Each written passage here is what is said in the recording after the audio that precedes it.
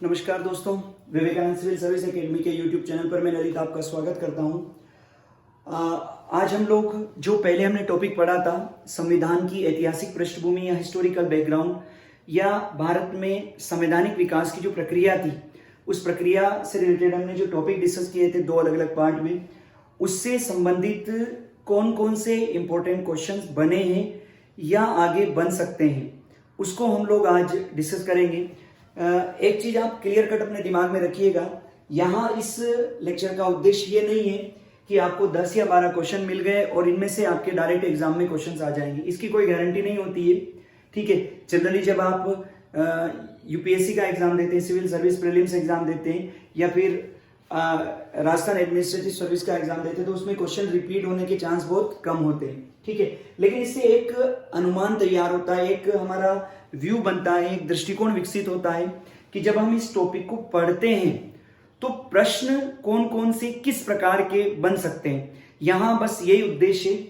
तो 10 या 12 जो इंपॉर्टेंट सवाल है उसको हम लोग डिस्कस करेंगे और आप कोशिश करिएगा कि जब टॉपिक पर आप पकड़ बनाएं तो उसमें इस बात को ध्यान में रखें कि सवाल इस तरीके से बनते हैं, क्वेश्चंस इस तरीके से पुट होते हैं। ठीक है, सबसे पहला जो क्वेश्चन है वो है कि निम्नलिखित में से किस अधिनियम के अंतर्गत भारतीयों को, कीवर्ड क्या है, भारतीयों को बजट पर बहस करने की शक्ति प्राप्त हुई। जब भी आप सवाल हल करें या प्रैक्टिस करें तो सबसे पहले कीवर्ड को अंडरलाइन करें। ठीक है, तो यहां भारतीयों को यह अधिकार प्राप्त हुआ कि वो बजट पर बहस कर सकते थे। आपको यह याद रखना है कि 1857 के रिवोल्ट से पहले तक भारतीयों को कोई विशेष अधिकार नहीं दिए गए।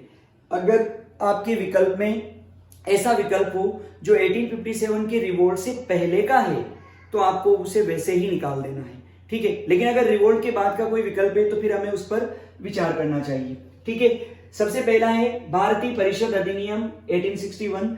इसके तहत कोई विशेष अधिकार नहीं दिए गए थे। भारत में सीआरपीसी, आईपीसी से संबंधित कार्य हुए थे और कुछ संस्थागत सुधारों को लागू किया गया था, लेकिन भारतीयों को अधिकार दिए जाए इस पर कोई विशेष काम नहीं हुआ था। इसके बाद दूसरा है भारत परिषद अधिनियम 1892। हाँ, ये इंपॉर्टेंट है। भारत परिषद अधिनियम 1892 को इस कॉन्टेक्स्ट में आप याद रखिए कि 1885 में भारत में आईएनसी यानी इंडियन नेशनल कांग्रेस की स्थापना हो गई थी और जब इंडियन नेशनल कांग्रेस की स्थापना हो गई तो आईएनसी के सदस्यों ने ये मांग की कि उनको गवर्नर जनरल या वायसरॉय की परिषद में ज्यादा से ज्यादा अधिकार दिए जाए, यानी जो भारतीय उसमें शामिल है उनके अधिकारों में वृद्धि की जाए। तो इस अधिनियम के तहत यह प्रोविजन किया गया कि भारतीय बजट पर बहस कर सकते थे, बजट पर प्रश्न पूछ सकते थे, लेकिन उनको पूरक प्रश्न पूछने का अधिकार नहीं था। यानी जब वो बहस कर रहे होते थे तो बजट की जो अनुदान या जो ग्रांट की जो मांगे या डिमांड रखी जाती थी उस पर वो पूरक प्रश्न नहीं पूछ सकते थे। तो आंसर आएगा भारत परिषद अधिनियम 1892। इसके बाद जो दूसरा सवाल है वो आपका बनता है निम्नलिखित में से किस अधिनियम के तहत, देखिए, कलकत्ता में सर्वोच्च न्यायालय की स्थापना का प्रावधान किया गया। ठीक है, कलकत्ता में सर्वोच्च न्यायालय की स्थापना का प्रावधान किया गया था रेगुलेटिंग एक्ट 1773 के तहत। ठीक है, रेगुलेटिंग एक्ट के तहत सर्वोच्च न्यायालय बना और इस न्यायालय का जो प्रधान न्यायाधीश था, चीफ जस्टिस था, वो था sir Elijah Impey. Elijah Impey को इसका चीफ जस्टिस बनाया गया। ठीक है, लेकिन नाम क्या था? सर्वोच्च न्यायालय। सर्वोच्च न्यायालय का मतलब यह होता है कि एक ऐसा न्यायालय जिसके निर्णय के विरुद्ध किसी अन्य न्यायालय में अपील नहीं हो। राष्ट्रपति के समक्ष हो सकती है अगर आज के कॉन्टेक्स्ट में हम बात करें तो, लेकिन किसी अन्य न्यायालय में अपील ना हो। पर यहां ऐसा नहीं था। अगर भारत में सर्वोच्च न्यायालय के निर्णय के विरुद्ध आपको अपील करना है तो आप ब्रिटेन में प्रिवी काउंसिल में अपील कर सकते थे, यानी ये किसी भी रूप में सर्वोच्च नहीं था, पर हाँ इसका नाम सर्वोच्च न्यायालय था। ठीक है, इसके बाद नेक्स्ट ये जो थर्ड नंबर का जो क्वेश्चन है वो है निम्नलिखित में से किस अधिनियम द्वारा भारत में संघीय न्यायालय की स्थापना की गई। ध्यान दीजिएगा, दोनों चीजें अलग है। सुप्रीम कोर्ट की स्थापना 1773 के रेगुलेटिंग एक्ट के तहत की गई थी, जबकि जो संघीय न्यायालय बना था वो संघीय न्यायालय एक अलग अवधारणा थी। संघीय न्यायालय की स्थापना 1935 के अधिनियम के तहत की गई थी। ठीक है। 1935 के अधिनियम में यह प्रावधान था कि भारत में एक क्या होगा, फेडरल कोर्ट होगा, ठीक है। और इस फेडरल कोर्ट की स्थापना कहां की जाएगी, कलकत्ता में, यानी कलकत्ता में एक फेडरल कोर्ट की स्थापना की बात की गई थी 1935 के अधिनियम में। तो क्या हमारे ऑप्शन में वो है, सबसे पहला भारतीय परिषद अधिनियम 1861, आंसर नहीं है। भारत सरकार अधिनियम 1909, ये भी आंसर नहीं है। भारत सरकार अधिनियम 1919, ये भी आंसर नहीं है। तो आंसर क्या आएगा, उपयुक्त में से कोई नहीं, यानी डी आंसर आएगा, क्योंकि स्थापना 1935 में हुई थी। इसके बाद नेक्स्ट क्वेश्चन है, केंद्र में द्वैध शासन किस अधिनियम के अंतर्गत स्थापित किया गया था। आपको दोनों याद रखना है, ठीक है, बहुत सिंपल। सबसे पहले जो द्वैध शासन था वो प्रांत में स्थापित किया गया था, और प्रांत में द्वैध शासन की स्थापना हुई थी 1919 के भारत शासन अधिनियम में, ठीक है। इसके बाद केंद्र में 1935 में द्वैध शासन की स्थापना की गई। कब, 1935 में द्वैध शासन की स्थापना की गई, और जो प्रांत थे उन प्रांतों में पूर्णतः उत्तरदायी सरकार की स्थापना कर दी गई, ठीक है। ये परिवर्तन हुए थे 1935 के अधिनियम के तहत, ठीक है। तो पहला विकल्प है 1909 के अधिनियम के तहत, नहीं है। भारत सरकार अधिनियम 1919 के तहत, ये भी नहीं है। भारत सरकार अधिनियम 1935 के तहत, तो अपना आंसर क्या बनेगा, सी, भारत सरकार अधिनियम 1935 के तहत केंद्र में द्वैध शासन बनाया गया और प्रांतों में पूर्णतः उत्तरदायी सरकार की स्थापना की गई। कल की ही क्लास में हमने ये समझने का प्रयास किया था, ठीक है। इसके बाद नेक्स्ट जो क्वेश्चन है वो है क्वेश्चन नंबर 5। 1919 के भारत शासन अधिनियम की निम्नलिखित में से कौन सी प्रमुख विशेषताएं है, ठीक है। सबसे पहला पूछा क्या है, 1919, तो आपने इसको अंडरलाइन कर लेना है कि हमें किसके बारे में पता होना चाहिए, 1919 के भारत शासन अधिनियम के बारे में। सबसे पहली विशेषता, प्रांतों की कार्यकारिणी सरकार में द्वैध शासन की व्यवस्था, सही है। अभी हमने बात की थी कि जो प्रांत है उन प्रांतों में द्वैध शासन बनाया जाएगा, यानी प्रांतीय विषयों को आरक्षित विषय और हस्तांतरित विषय में डिवाइड किया जाएगा। आरक्षित विषय वे थे जो गवर्नर अपने पास रखता था, और हस्तांतरित विषय वे थे जो चुनी हुई सरकार के जनप्रतिनिधियों को सौंपे जाने थे, ठीक है। और इसी को कहा गया द्वैध शासन, तो सही है पहला स्टेटमेंट। दूसरा है, मुसलमानों के लिए पृथक सांप्रदायिक निर्वाचक मंडलों की इस व्यवस्था की गई। यह स्टेटमेंट रॉन्ग है, क्योंकि मुसलमानों के लिए पृथक सांप्रदायिक निर्वाचक मंडल ये बनाया गया था 1909 के अधिनियम में, ठीक है, जिसे हम लोग किस नाम से भी जानते हैं, मार्ले मिंटो सुधार, ठीक है। यानी मार्ले मिंटो सुधार के माध्यम से बनाया गया था। इसका मतलब दूसरा स्टेटमेंट हमारा सही नहीं है, ठीक है। केंद्र द्वारा प्रांतों को विधायिनी शक्ति का हस्तांतरण, ठीक है, यानी केंद्र के द्वारा प्रांतों को क्या किया गया, जो विधायिनी शक्ति यानी विधि बनाने की जो शक्ति थी उसका हस्तांतरण किया गया। पहली बार 1919 के अधिनियम में यह प्रयास किया गया कि जो विषय है उन विषयों का व्यवस्थित तरीके से विभाजन कर दिया जाए, यानी प्रांतीय विषय और केंद्रीय विषय में उनको विभाजित किया जाए। और जब आप विषय का इस तरीके से विभाजन करते हैं तो कहीं ना कहीं जो विषय आप प्रांतों को सौंपेंगे उन विषय पर विधि बनाने का अधिकार भी किसको प्राप्त हो जाएगा, प्रांतों को। तो ये स्टेटमेंट भी हमारा सही है। अगर आपको ये नहीं भी पता है तो भी आप सटीक आंसर तक शायद नहीं पहुंच पाएंगे, लेकिन क्लोज जरूर हो जाएंगे। कैसे, आपको ये कंफर्म पता होगा, क्योंकि ये बहुत इंपॉर्टेंट फैक्ट है कि मुसलमानों के लिए पृथक सांप्रदायिक निर्वाचक मंडल की स्थापना 1909 के तहत की गई। तो दूसरा जो स्टेटमेंट है ये हमारा आंसर में नहीं आना चाहिए। अब दूसरा किस में आ रहा है, बी विकल्प में दूसरा स्टेटमेंट आ रहा है, डी विकल्प के अंदर भी दूसरा स्टेटमेंट आ रहा है। इसका मतलब बी और डी तो आपका आंसर नहीं होगा। तो आंसर अब या तो केवल 1 और 3 होगा या केवल 1 होगा। जब आप यूपीएससी का एग्जाम दे रहे होते हैं तो आपको 40 क्वेश्चन के बाद, 40 बहुत बड़ा लेवल हो जाता है, 35 से 40 सवालों के बाद इसी तरीके का प्रयोग करना पड़ता है। अगर आप ये सोचे कि वही आंसर देंगे जिसके बारे में हमें सटीक पता है, परफेक्ट इंफॉर्मेशन है, तो यूपीएससी प्रीलिम्स कभी क्वालिफाई नहीं होने वाला, क्योंकि उसमें अधिकांश लोगों को, मैक्सिमम लोगों को 35 से 40 सवालों का आंसर पता होता है, और बाकी के 35 से 40 जो सवाल के जो आंसर देने होते हैं वो आपको इसी प्रकार से एलिमिनेशन प्रोसीजर के थ्रू ही देने होते हैं। तो आंसर आएगा केवल सी आएगा, केवल 1 और 3। ठीक है, इसके बाद नेक्स्ट जो क्वेश्चन है वो है भारतीय विधान पालिका प्रथम बार द्विसदनीय बनाई गई। ठीक है, यानी जो भारत में जो विधानमंडल था यानी विधायिका थी, चाहे वो प्रांतों की हो या केंद्र की हो, तो उसको प्रथम बार द्विसदनीय कब बनाया गया? इसका आंसर आएगा 1909 के भारतीय काउंसिल एक्ट के द्वारा, यानी भारत परिषद अधिनियम 1909 था, इसके तहत उसको द्विसदनीय बना दिया गया। द्विसदनीय मतलब एक राज्यसभा और दूसरा जो राज्य परिषद थी, इस तरीके से उसका विभाजन किया गया। ठीक है, नेक्स्ट जो हमारा क्वेश्चन है वो है राष्ट्रपति की अध्यादेश निर्गत करने की शक्ति प्रेरित है।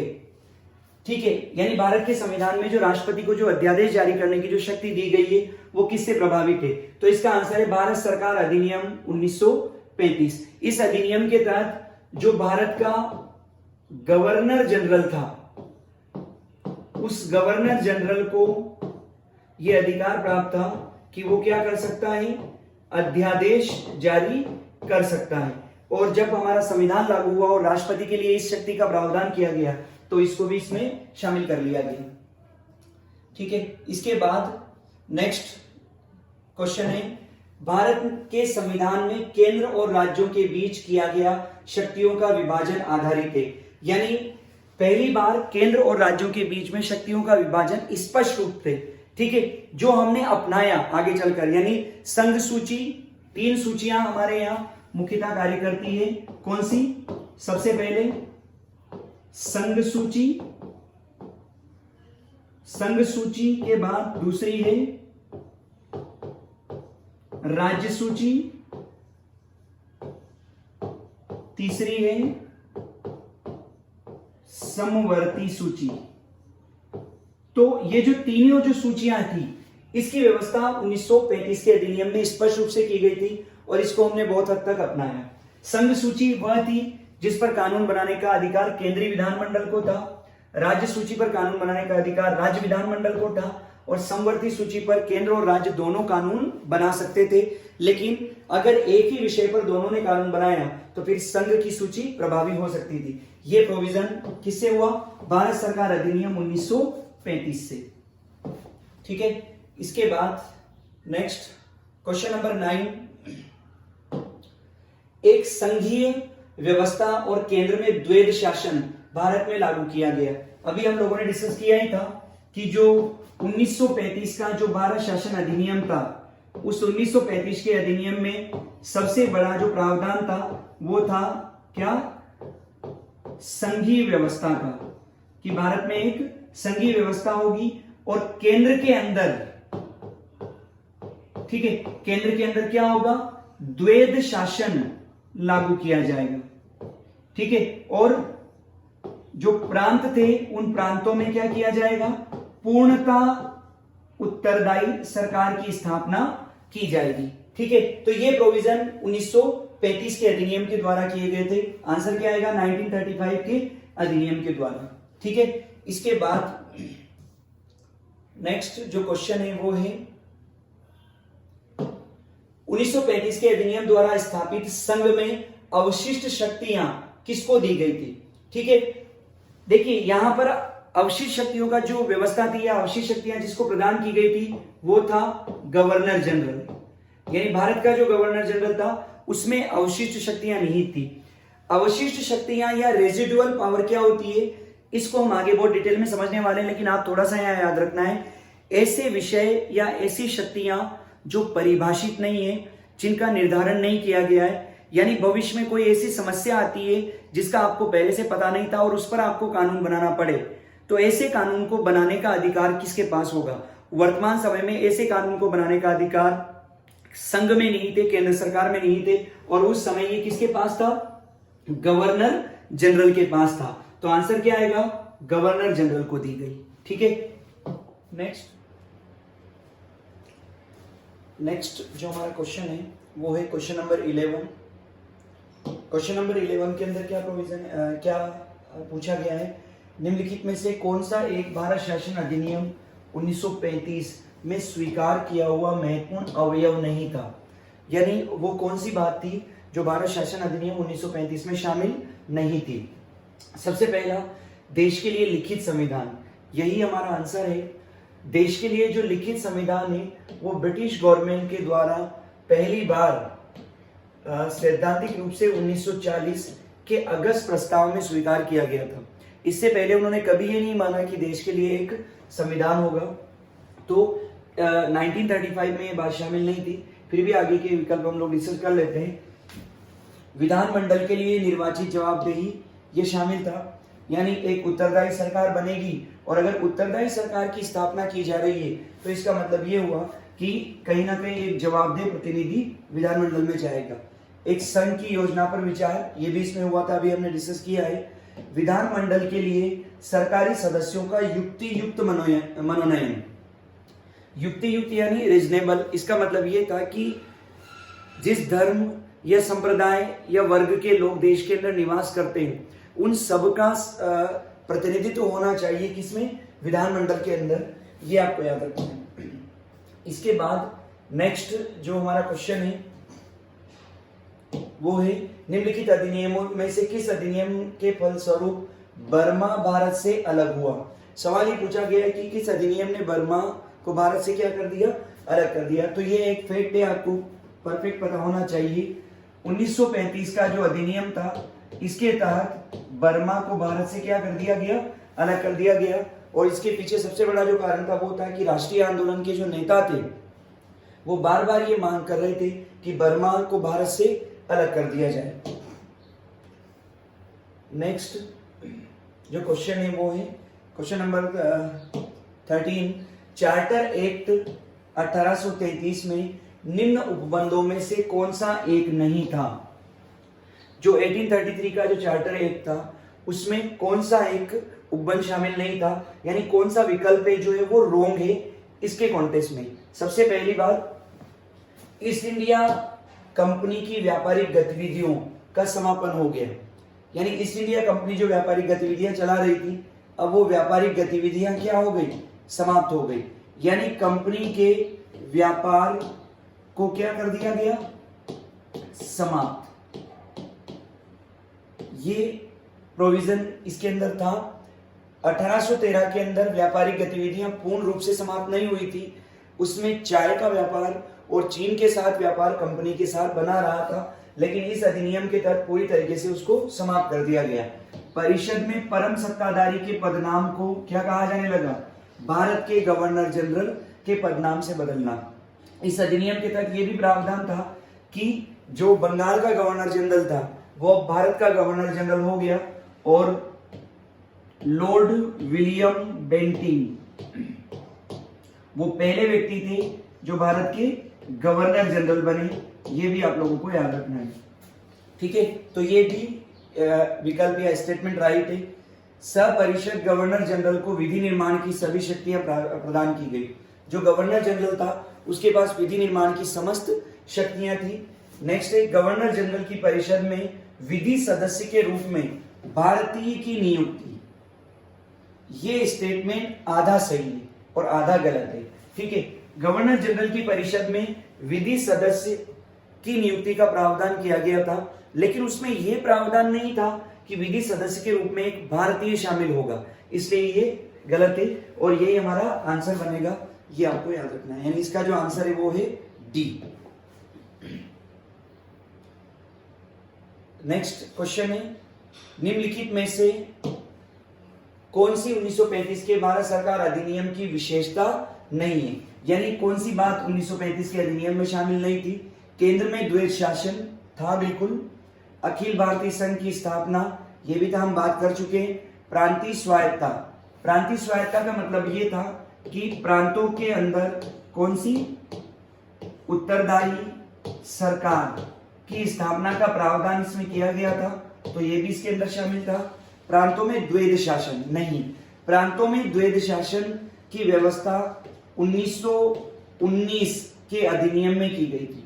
ठीक है, तो ये विकल्प जो है वो गलत होगा और यही हमारा आंसर है, क्योंकि इसने क्या पूछा है, विशेषता नहीं थी। इसके बाद लास्ट जो क्वेश्चन है वो है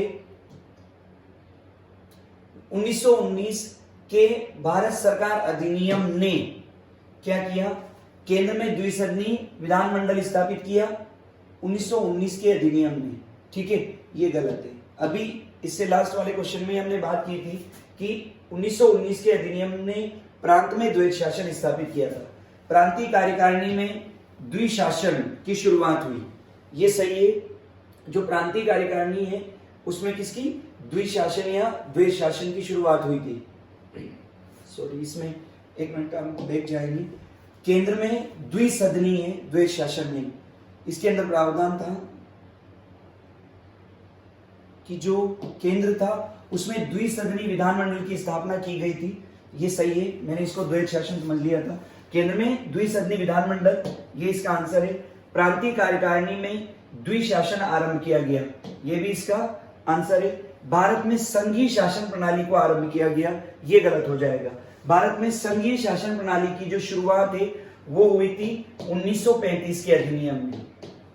कब, 1935 के अधिनियम में हुई थी, ना कि 1919 के अधिनियम में। तो जिस स्टेटमेंट के अंदर 3 आ रहा है, जिस विकल्प में या जिस स्टेटमेंट में, वो हमारा आंसर नहीं बनेगा, क्योंकि हमें क्लियर कट पता है कि भारत में संघीय प्रणाली की शुरुआत 1935 के अधिनियम में हुई। तो 3 किसमें, ए में भी 3 आ रहा है, यानी कि ए भी आंसर नहीं होगा।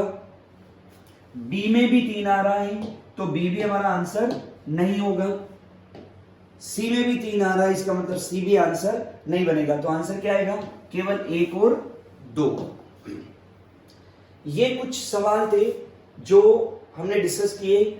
संविधान का जो ऐतिहासिक पृष्ठभूमि या हिस्टोरिकल बैकग्राउंड है उस पर हमने इस पे बात की है, या कौन कौन से सवाल, किस टाइप के सवाल उसमें अभी तक के एग्जाम में बने हैं या बन सकते हैं। ठीक है, तो इस पूरे जो लगभग 10 से 12 या 15 क्वेश्चन हमने डिस्कस किए हैं, इसको आपको इस रूप में याद रखना है कि जब भी आप ये टॉपिक पढ़ें तो आपके दिमाग में रहे कि इस टाइप के सवाल एग्जाम में पूछे जा रहे हैं या पूछे जा सकते हैं। ठीक है, मैं उम्मीद करता हूं कि हमने इसको टॉपिक को एक समग्र रूप में समझते हुए कौन कौन से क्वेश्चन बन सकते हैं उस पर बात की है। अगर आपको इस वीडियो में किसी प्रकार की या इस लेक्चर में कोई कमी लगती है तो आप कमेंट बॉक्स में जरूर लिखिएगा। और आपके लिए अगर ये वीडियो बेनिफिशियल है, आपको लगता है कि इससे आपको लाभ हुआ है, तो आप इसको शेयर जरूर कीजिएगा। धन्यवाद, थैंक यू।